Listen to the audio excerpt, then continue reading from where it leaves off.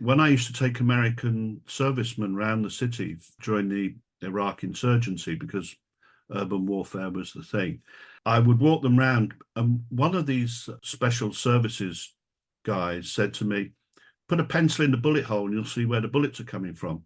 And it's very interesting. We were at one point and the bullets were literally coming from all different angles. And that told me a lot. All different angles. It was remarkable. There are points, almost points within the city where you have 3 or 4 different directions of fighting taking place all at the same time.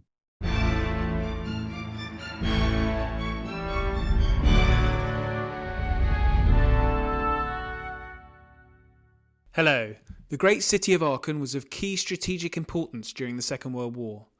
The seat of the Holy Roman Emperor Charlamagne, it is a wonderfully beautiful baroque city of stunning architecture, best exemplified by its cathedral. However, early on in the war, the RAF began a bombing campaign that had devastating consequences, not only for the civilian population, but also for US troops who would endure fighting reminiscent of Stalingrad at the end of 1944. Friend of the show Philip Blood joins to discuss a fascinating episode in the last year of the war as he talks about his new book, War Comes to Aachen. Plenty more history on the way, so please do subscribe or follow. And if you can write a kind review if you're listening on Apple Podcasts, I'd be most grateful. I've seen recent reviews that have warmed the heart, but in the meantime I'll hand you over to Philip talking Aachen, the Stalingrad of the West.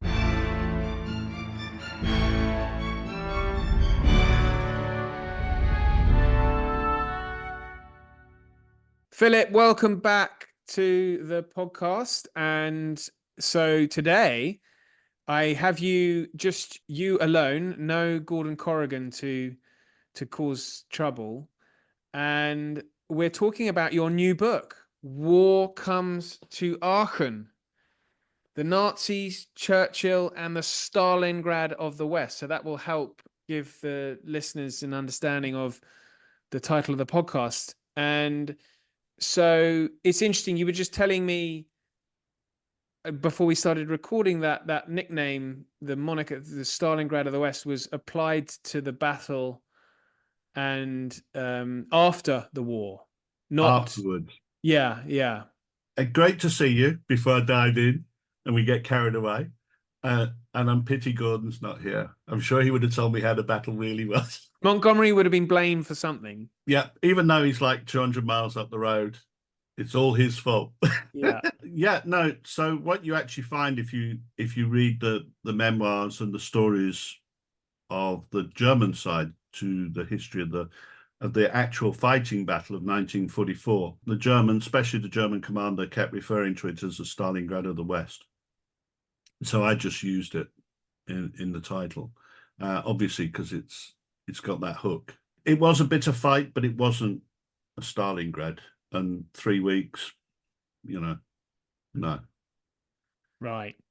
Well, okay, that's ruined it for 50% of the listeners. Don't turn off. Carry on listening. So let me just say, here's the thing.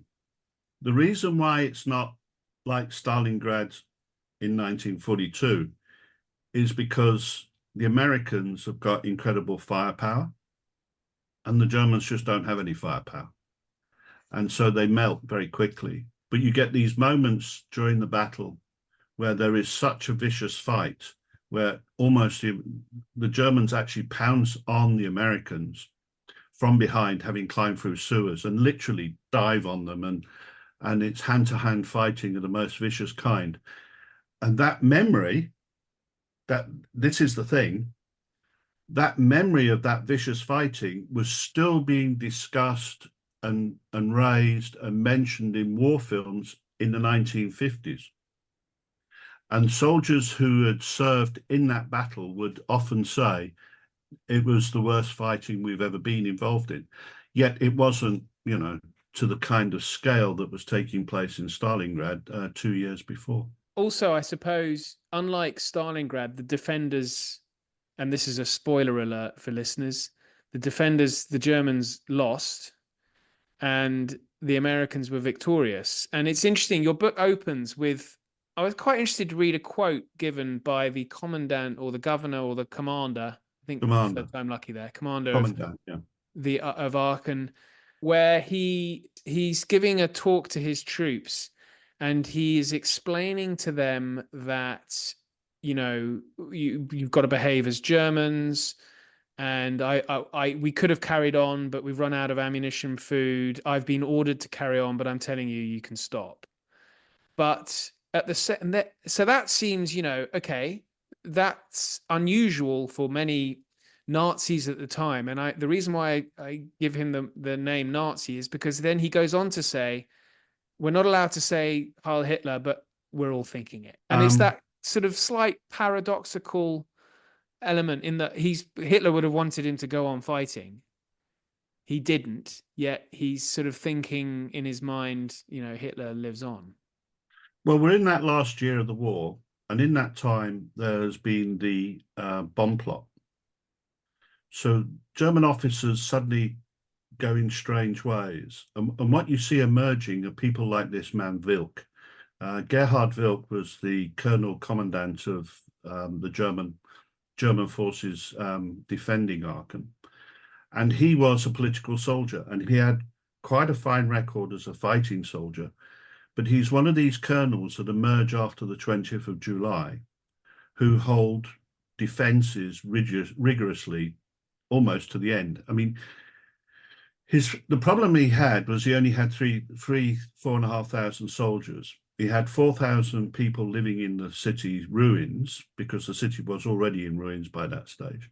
And in addition, two detachments of Waffen-SS troops broke in at the high point of the battle. They actually got through the American encirclement, and that reinvigorated the fight. So you get a hard fight at the very beginning on the 7th to the 10th of October. Then it goes quiet for a few days. Then the Waffen-SS turn up, they reinvigorate Wilk, and they start fighting again. You get a few days, 3 or 4 days of serious hard fighting. And then they come to a point where Wilk and this SS officer decide there's no point in going on because they're not going anywhere. But because the SS officer is part of that Waffen-SS elite, they have to get out because there's few of them around, and they need to lead these kind of fights. Because what's actually happening in Germany is as there's a rising inability to put up a huge offensive action, they need these officers to run what I would call micro battles, where they carry the offensive of National Socialist vigor for a short period, maybe 2 to 3 days. And once it fails, they pull out and retreat. I mean, the classic obviously is Jürgen Piper in the Battle of the Ardennes. And he does that. They all do this thing, and it continues right the way through. And it becomes a very common trend amongst colonels and that level of command in certain troops like the Fallschirmjäger, the paratroopers, the Waffen-SS, and the panzer troops, right the way through to the very end of the war. They don't stop fighting. And they're incredibly political individuals, even though after the war they claim they weren't.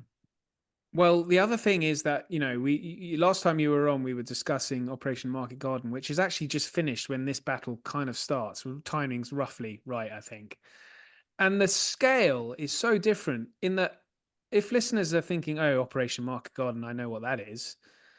I think the numbers of certainly British troops are 10,000, another, 10, 15,000 Americans, plus 30 corps. But this is far larger, really. I mean, you've mentioned a small number of German troops defending, but is it 100,000 American troops involved?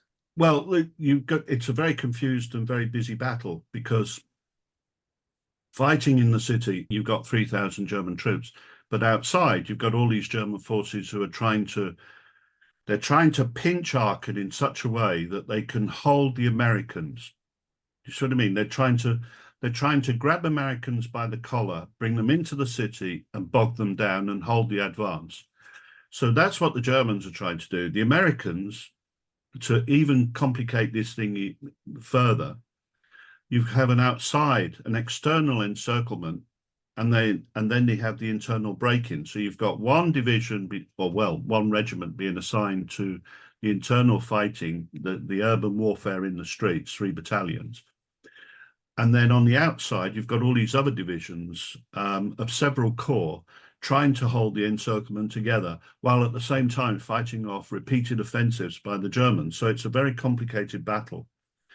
And while there's one group of soldiers involved in, quote, directly in the city, there's another group of American soldiers who are outside it. And that gets even more confusing, because if you try and look at all the different units, I know you don't want me to go down them, but if you're looking at Terry Hogan's task force that's doing this kind of swinging arch around the city, and then you've got the 18th Regiment with the famous Bobby Brown incident, where one soldier takes on a whole Siegfried line emplacement on his own and literally fights the Germans single-handed. You've got these incredible battles taking place, vicious fighting, and it's very complicated. And when you walk the ground, it's even more complicated, because you're thinking, blimey, there's only 200 yards between the encirclement troops and the fighting in the city. And who's firing on who? When I used to take American servicemen around the city during the Iraq insurgency, because urban warfare was the thing, I would walk them around. And one of these special services guys said to me, put a pencil in the bullet hole and you'll see where the bullets are coming from. And it's very interesting. We were at one point and the bullets were literally coming from all different angles. And that told me a lot about the confusion. If you stick the pencil in the wall, it would be sort of going at all different angles. All different angles. It was remarkable. Right. Truly remarkable. There are points, almost points within the city, where you have 3 or 4 different directions of fighting taking place all at the same time. Why is Aachen of such key strategic importance? I mean, couldn't the Americans have said, right, this is going to be a bit of a pain? I mean, it took them nearly a month to take. Couldn't they have just bypassed it? Well, actually, it took a lot longer, because they arrive on the Siegfried line on the 10th of September, about 35 kilometers south of Aachen. Then they beat their way through to Kornelimünster, which is southeast of the city. Then they tried to push forward as they're going for the encirclement. Now, step back. The reason why Aachen's so important is because it's at a junction of 2 corridors. The Aachen corridor, which is the traditional route of armies moving north and south towards the Rhine or towards Paris. And you have the Stolberg corridor, which is another side channel taking you off. And whichever way you go, you will still end up either at Cologne or the Rhine River. So if we dialed this back to, say, the Arnhem scenario, what you actually have is Bradley is doing a Montgomery, but with Aachen. Yeah. Got it. But he's doing it, he's fighting a different kind of battle. He's fighting maneuver warfare with urban warfare in a very confused fight. I'm critical of what he does, primarily because he doesn't commit enough troops. He's trying to do a large battle with inadequate levels of troops. And what you actually find, if you read the combat reports, the American combat reports, and I've got virtually all of them, all of the officers who write those reports complain there isn't enough troops going into the lodgement or going into the attack. And that's very critical in what happens with Aachen, which is why it starts 10th of September and it's still, well, here's the thing, when does it end? Now, officially in my book, I've said the 21st of October. But if you're a German, the fourth battle of Aachen is the Ardennes. And we should mention, just for listeners who maybe are unfamiliar with Aachen, you live there. I visited quite a bit when I was younger because my family lived nearby. And it is, well, the cathedral is the most beautiful building. It was the capital of Charlemagne's Holy Roman Empire. It is of major cultural significance. And it is, I mean, even today, it's a wonderful city to visit. But it did fall victim to a huge amount of bombing. And that's something you deal with in the book as well. And this is sort of in the lead up and during the battle. The thing is with Aachen, it's in a strategic point. And in the First World War, it was a jumping off point for the strike on Liège, and the German march on Brussels. Come 1940, Aachen is the first raid on Aachen takes place on the 13th of May, 1940, the first bombing raid. And William Shirer, the famous American journalist, was actually in the city and witnessed it. So I have this record, which the Royal Air Force didn't have, of how these bombings took place, because he was down on the ground looking up, wondering what on earth was going on. And so he was reporting as an American war correspondent what was happening with the Royal Air Force Bomber Command in the initial bombing waves of 1940. And all he reported was this tale of woe of all these aircraft littered all over the place that had been shot down.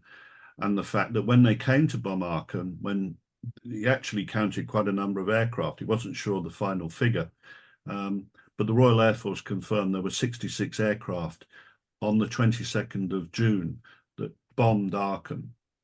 And they missed all their targets, because if you assume they were going for the railway lines, well, they only hit the civilians.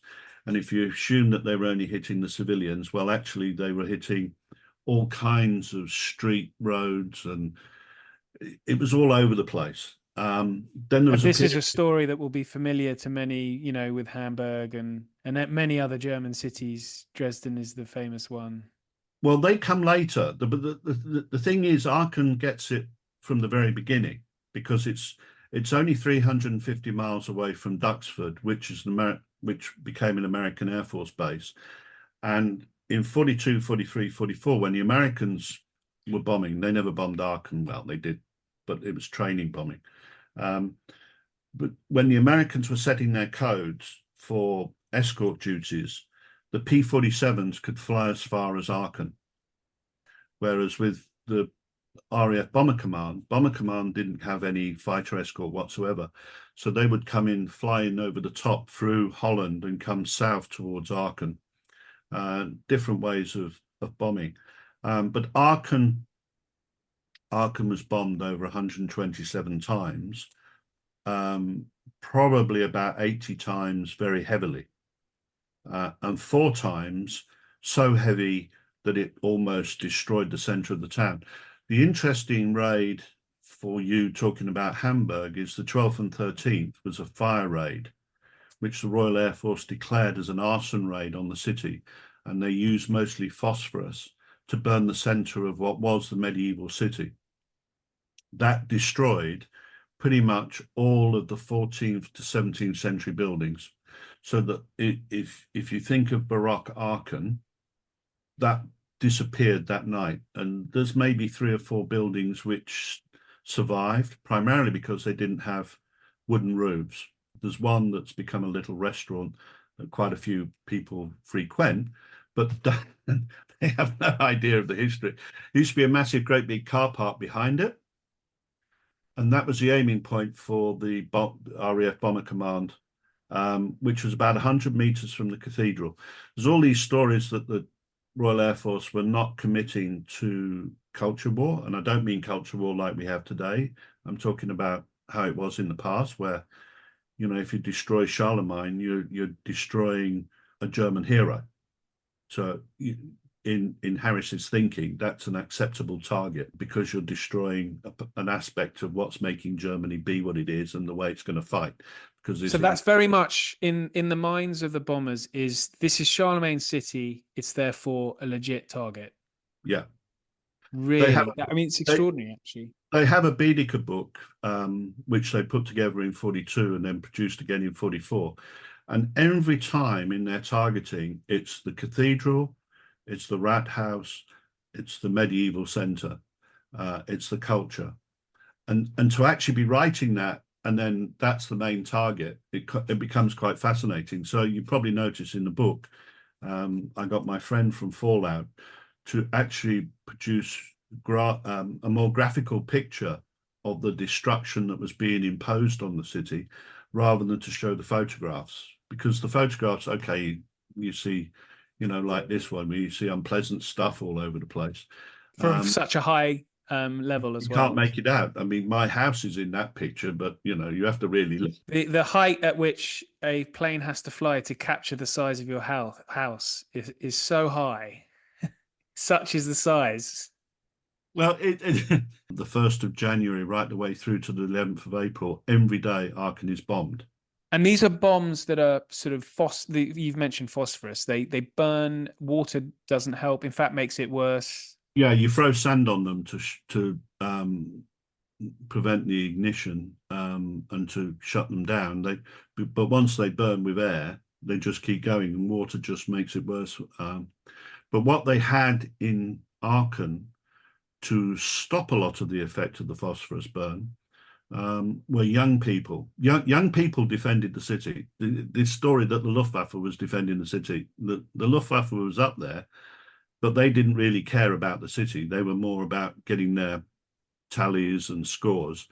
The people who were really defending the city were young kids who were running the flak guns. But in the cathedral, which you talked about, where Charlemagne's chapel is, they got a bunch of kids from the University Grammar School. Now, the University Grammar School is Catholic. The cathedral's Catholic. The community is Catholic. So Catholicism is very strong. And to save the cathedral is an even higher award than firing a flak gun. Now, if you can imagine the kids, when they get told they're going to fire flak guns, they can't wait to get out there and play with 88mm guns.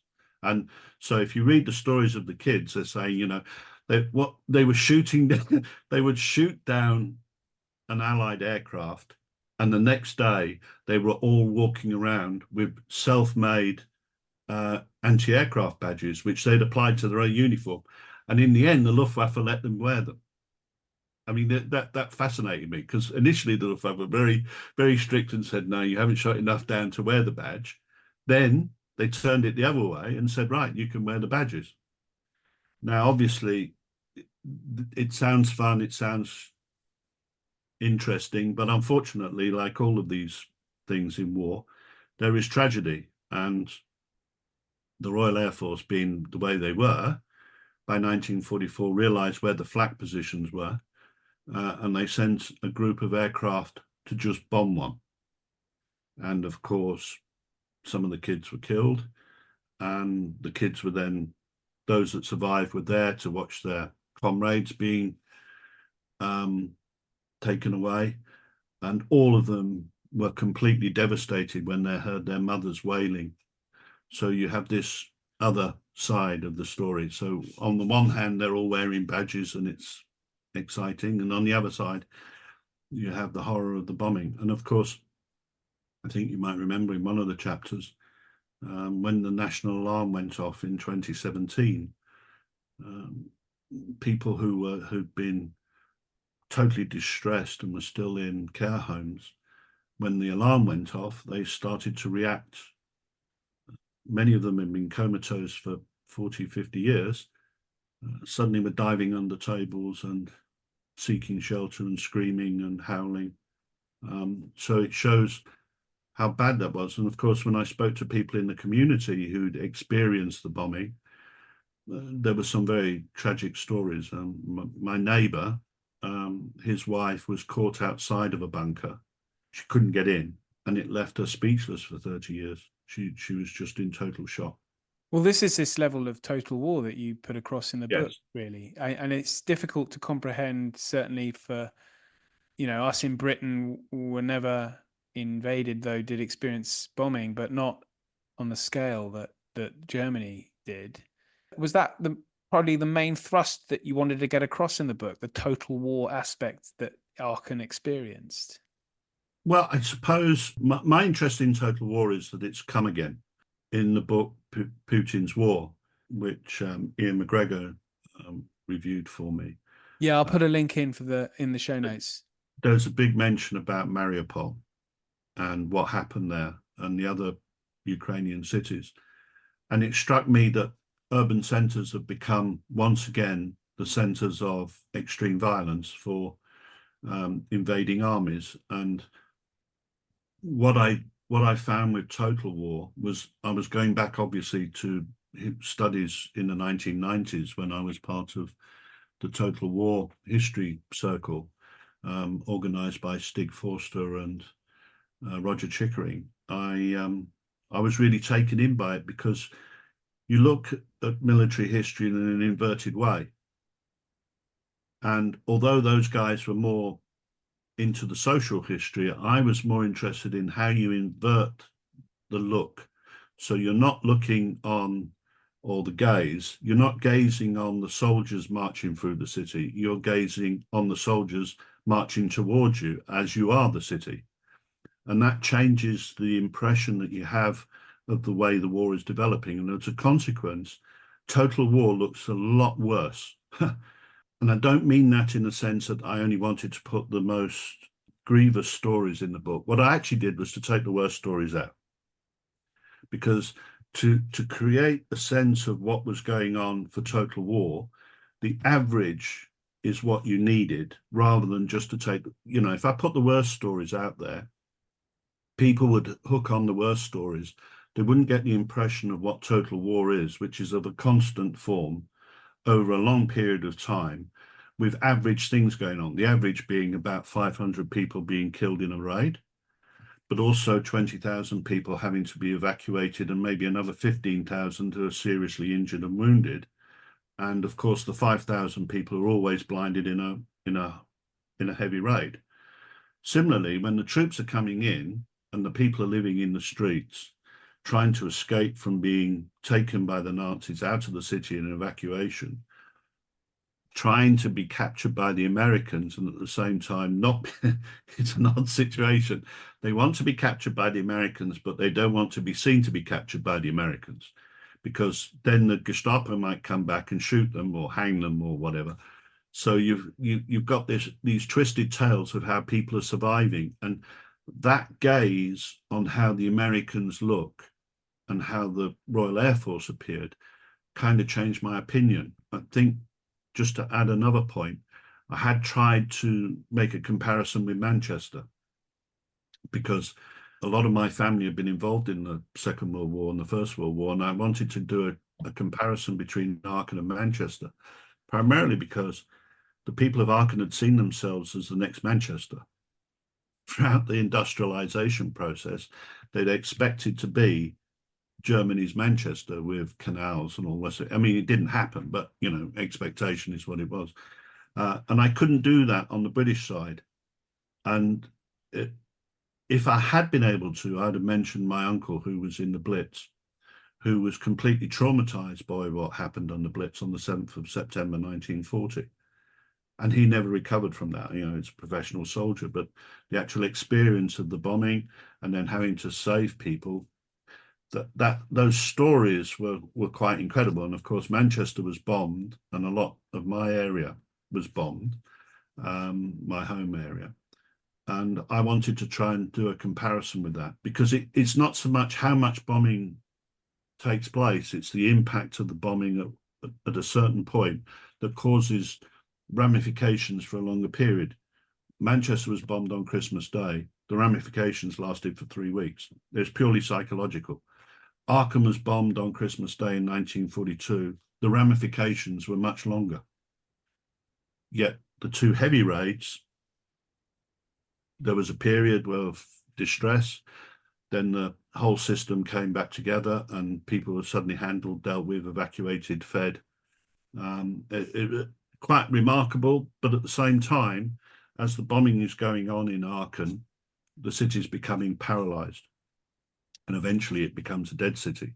Whereas in Manchester, because there wasn't repeat raids, they were able to overcome eventually, and then the city, became the heart of the military-industrial complex. So different ways of looking at total war. There is an extreme, but it depends when that extreme really hits. Hello, Ollie here. Please forgive my interruption, but I wanted to let you know that at Aspects of History, we produce a digital magazine featuring articles, interviews, short stories and book reviews of the best historical writing available. Authors featured including Ben Macintyre, Lucy Worsley, Andrew Roberts and plenty more. An annual subscription is available for only $9.99, that's pounds or dollars. Yep, you heard that right. That's 6 issues for under £10 or dollars. Head over to aspectsofhistory.com to subscribe, where you can also gift subscriptions since Christmas is coming. Now back to the show. We've mentioned Winston Churchill and it's mentioned in the subtitle. You write about him extensively, and since we're talking about the bombing, what role did he play then in the bombing? I kind of take Richard Overy's view, which is he was not at all impacted by what happened in Poland and Rotterdam. He straight away said, "We bomb." When you say Poland and Rotterdam, i.e. in 1939? In 39 and 10th of May 1940, I mean, those are famous incidents and periods in the bombing up to what happens in 1940. The thing with Churchill coming to power is he makes certain decisions which I can quite understand. What I don't understand with Churchill is much later when Anthony Eden organised a study group to look at the effects by using Britain's extensive embassy system and diplomatic service, which went through the whole empire, which enabled them to use their diplomats to not so much interrogate, but to glean information from what people had experienced from the bombing. So you had all this information coming through, and very quickly, the chief of the Joint Intelligence Committee, Bentinck Cavendish, he started to realize this isn't working. In this study group where Frank Roberts was the coordinator, a very famous civil servant and Foreign Office official, he was trying to get as much information and study as to what was happening with the bombing just at the time as Harris was taking over. So you get this change of policy in bombing, while at the same time Churchill has got this kind of, it's not an opinion poll, it's not, it's like a study group that was canvassing every source possible. They were even taking off To see the impact of the bombing. To understand the impact of the bombing. They're even using post and telecommunications captures of enemy ships, which the Royal Navy captured, were then to get taken back to post office and telecommunications offices in Britain. They were translated, deciphered, and sent to this study group. So you had this huge material to know what was going on. You could actually work out, if you're in that circle, how effective the Rostock bombing was. So when Harris first attacked Rostock in, I think it was March 1942, they knew that the center of the city had burnt. They knew the details. They knew from Dutch workers who were sending messages via Sweden the level of the damage and where the bombs had landed. So that knowledge was feeding back into Britain. What Cavendish Bentinck wanted to then do was say, okay, if this isn't working, we have to try and create a 1918 scenario, which is where the regime breaks down. The problem with doing that is the Nazis were completely fixated with 1918 never happening again. You know, where the German army collapses at the front, that affects and then the Civil War and blah. So which is why you don't get that happening in 1944-45. All this no surrender. No, there's no surrender. It's bitter to the end, and there is no collapse, except the final collapse when Germany is finally defeated. Churchill is getting all of this information from Anthony Eden in 1942, and they're still progressing with bombing. So they know it's not working. They know it's not achieving anything, and yet at the same time, they're continuing with it. And my argument was Churchill started to waver, and that was after the Dresden raid. The problem was that was a bit too late because they'd already gone through the process and they were still bombing relentlessly. Pforzheim and Wolfsburg literally disappeared as towns overnight. Okay, so you've got a weapon which is doing this and you have to keep using it. The problem is you're actually then, by 1945, making it worse for yourself to rebuild Germany because you've now gone beyond the other level. And when Churchill comes to write about his experiences of war, the famous history of the Second World War, it's the whole bomber thing becomes an afterthought. And another aspect of this, in terms of trying to cover, basically to try and cover his rear and give a more embellished picture of his capability as a war leader, and I do call him warlord, he doesn't push the intelligence knowledge he has. So all of this intelligence that he's received from the diplomatic service, all of the intelligence that they received from Bletchley is literally wiped. So people don't know about it. I mean, I just found these 200 files simply because I asked for question Aachen, and one of the files had Aachen on the cover, but nothing about Aachen in the file. So I, as you do, I tranched all the way through the whole lot, thinking somewhere in this lot there's going to be Aachen, and it wasn't. But what I did discover was that from the end of December 1941 right the way through till at least 1944, this central office of the Foreign Office was in existence. What then became interesting in 44 was it moved to Cambridge University and started to work on Churchill's election campaign. So they shifted from the bombing to work on Churchill's political campaign. And that struck me as very odd. Well, Philip, this is a podcast that does not enjoy criticizing Churchill. I'll let you off. But I suppose the argument for the bombing campaign was prior to, I think, late 42. The British were really not succeeding in any way. And this was a way to hit back. This was almost like a morale booster for the British, in that they were receiving their own payloads from the Germans, and then, you know, the RAF bombing campaign, and then joined by the Americans to hit back. That's a way of Churchill demonstrating to the British people that they are fighting back, however futile it may be, in your view. Obviously, I hear that argument all the time. I look at it from the return on investment. It is the biggest investment of the British Empire during the whole of the Second World War, by far more than the Army and the Navy. They're losing a lot of men, the RAF, aren't they? And then there's, of course, the story about them losing a lot of men. I actually see the Royal Air Force Bomber Command as being quite reflective of the nation. You know, I know Max Hastings said the officers, the number of casualties of Bomber Command was the same as the officers in the First World War. The thing is, with Bomber Command, it's not just officers who are dying, and officers don't pilot Lancasters all the time. You know, you have sergeant pilots who are flying bombers, in fact, whole crews of sergeants, working class men who literally go up time and time again, and they get DFMs instead of DFCs. So, you know, there is a whole tranche of, if you like, a working class element of Bomber Command, which isn't always reflected in the story. And I think that's fascinating to look at Bomber Command like that. But the problem is, if you look at Bomber Command as a strategic option, what are you doing with it?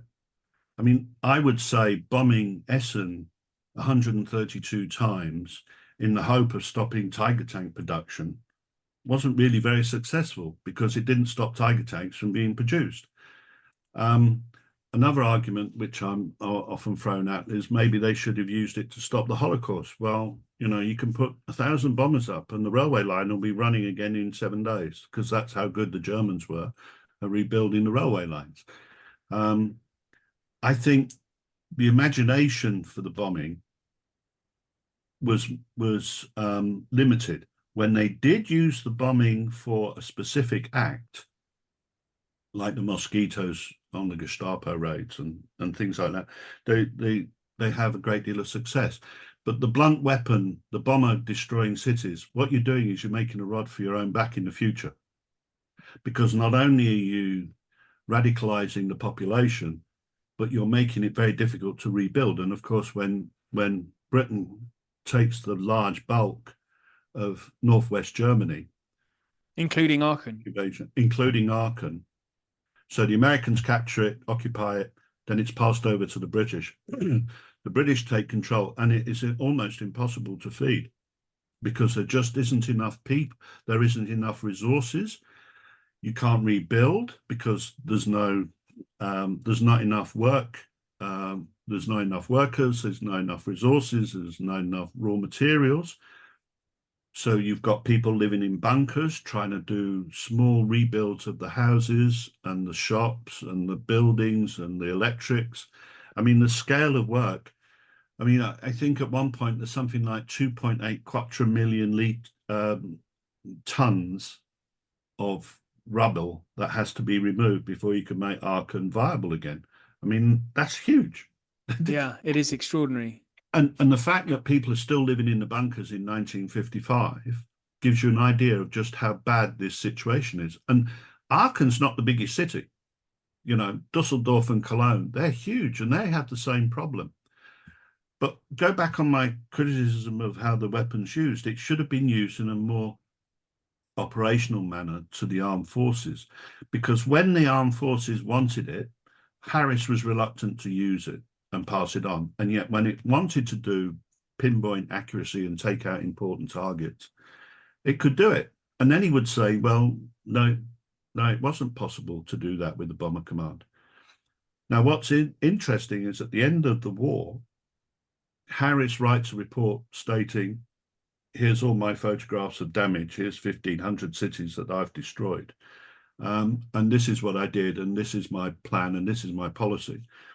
The Air Ministry revoked him. They just said, no, that's not what you did. And you went against the plan. And there's this element where you suddenly realize everybody's dropped him. Yeah, he didn't get no, he didn't get knighted, did he? I don't think so, no. Yeah. And he took the blame for the whole of Bomber Command. And I think, you know, he should take the blame for... Oh, he was knighted. Sorry, I've just checked that. He was. But he wasn't a baronet, was he? No. Yes, he was. Was he? Okay. just check that. Yes, he was. It's not a big deal with me on all of that, I'm afraid. I always... No, but I think it probably is for... I'm just trying to think, but there was some... Churchill was very damning of him in his post-war writing, wasn't he? He kind of ignored him. Which I suppose says silence speaks volumes. Yeah, David Reynolds made the point that, you know, it was the big betrayal of Bomber Command by Churchill. And yeah, they're both of them are guilty for what actually happened. Could you have used that force more constructively? I think you could. I think you could have had better targeting. But you know, if you try and say if, you get all the bomber lovers saying, well, you know, you have to live with the facts. If you show the facts are wrong, then it's usually that I get blamed for being a civilian, don't know anything about bombing. Well, I think it's an argument that will rage for many, many years, as it has. It will. I mean, I'm critical of Churchill, but I'm also critical of Churchill for trying to censor other people's history. He got his civil servants to prevent Lord Russell of Liverpool from writing his book, The Scourge of the Swastika. And that turned into a very nasty case. So, you know, I'm all for Churchill having his memoirs if that's what he wants to produce, but to put these same group of people from the Foreign Office into crushing any other kind of writing, to me, I thought was wrong. Yes, well, Philip, it saddens me that you say this about the great man. Very upsetting for me. But that's what makes, I suppose, he wasn't perfect, Churchill. And if we just turn back to Aachen, though. You know, Churchill came to Aachen. When? March 1945, just after the Dresden raid. Right. and he gloated. And Brooke was with him. They then went to Jülich, and of course, there's the famous incident on the Siegfried Line with Churchill. So the fighting for the Americans in Aachen itself, what did you sort of discover from records of the American troops? Because it wasn't, as you already described, this sort of vicious hand-to-hand fighting. There's if you interrogate the records, and when I mean interrogate them, you look at the way they were written and when they were written, you notice one thing: they were all written after the fight. What I discovered was that the history written by the generals had been written in such a way to really gloss over what actually happened. And a lot of the bravery of the American soldiers, the hard fighting, was not covered by their own generals. And I thought that was a huge shock. What did I think of the fighting? In the long run, I think the Americans, they were always going to win. It was just a question of how much firepower. I mean, the fact that they were putting in so much firepower in the end to remove these small units makes you wonder that, first of all, they went in light and then got a bloody nose and then decided to upscale and go heavy. But if you go back to the reports before they went in, they already thought they were fighting 52 companies of Germans. So why didn't they put more troops in the first place? And these things that I found when I was doing the research, I couldn't explain. It was just impossible to explain. There seems to me the greatest issue for Bradley was to outdo Montgomery. And he had a battle which he thought he had won perfectly.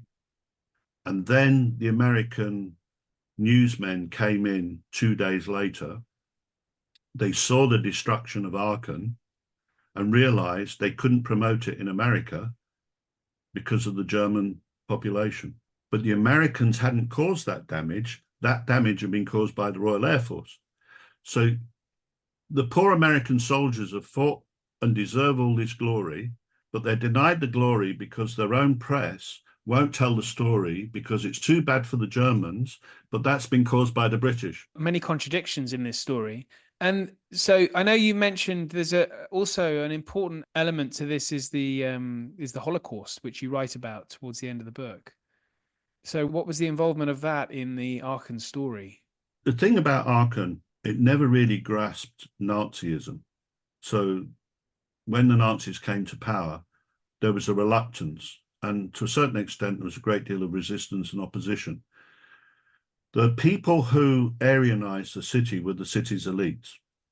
So the business elites, the university elites, they Aryanized, i.e. they threw the Jews out of jobs and positions and careers and ghettoized them and then eventually had them evacuated. At the same time, the Nazis declared a form of war on the Catholic Church. And the vicious fighting between the Nazis and the Catholic Church was more intense right the way up to 1938. In 1938, there was a church statement, a pronouncement that we can be Nazis, but we can also be Catholics. And for a certain period, there was a moment when it looked like everything was calming down. And it was in that calm that the incident where a German diplomat was murdered by a Jewish person, which led to Kristallnacht, the 9th and 10th of 1938, and the city synagogue was put to the torch. And the sad thing about the city synagogue, which was this beautiful ornate building from the 19th century, which reflected a Jewish relationship with the city going back as far as Charlamagne, right? So we are not talking about a small history of recent Jews. Jewry in Aachen went all the way back to almost the very beginning. Now they were going to destroy this Oriental synagogue. And when they did it, it was done in a way to give the impression that it was a public uprising of people suddenly so outraged at this diplomat being murdered that they were going to torch the synagogue. In the end, what actually happened was the police and the fire brigade took off their uniforms, put on civilian clothes, and the synagogue was torched by the fire brigade, which, having been a Lloyd's underwriter and later as a commercial underwriter of properties, I find it astonishing that a fire brigade could actually burn anything. But while they're burning the synagogue, they're making sure the flames don't spread to the local buildings. Wow. Now, when that story first broke to me in the community, I looked at the story and I thought, where's the evidence? When I started to search the evidence, the fascinating thing was the Americans actually broke the story in 1944. They had all the details of the story in 1944, but when the British put everybody who was still alive into a court case, the first crime of humanity case after Nuremberg, the Americans didn't supply any information. The British had a difficult job trying to place individuals who were responsible for the destruction of the synagogue against what they'd done. And the Americans had produced this file, and I found the file. And the reason why it's a difficult case is because you've got what actually happened, what happened to the Jews themselves, the British case, and then the American case, and then you have to weave it all together. And I put that chapter at the end because it struck me that we've told so many stories about what actually happened in Kristallnacht in Aachen and in Germany, but we've never really understood it and what the implications were afterwards. Because once the synagogue had burnt, with the Jews then ghettoized, it was pretty easy to funnel them out of the city. And, you know, in some cities, there would be trains of maybe 2,000, 3,000 people leaving at any one time. In Aachen, the 779 people who were taken out of the city were taken out in small numbers, so it wasn't noticeable. And I refer to the life of Wally Hertz. She was a lady who tried to continue her life long into the Nazi period, and eventually she was deported in 1942, and she died in Sobibor, an extermination camp.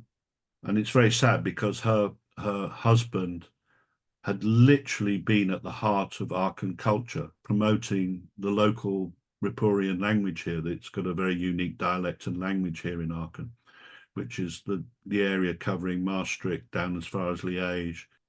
You could actually cut this area out as a Euro region of its own.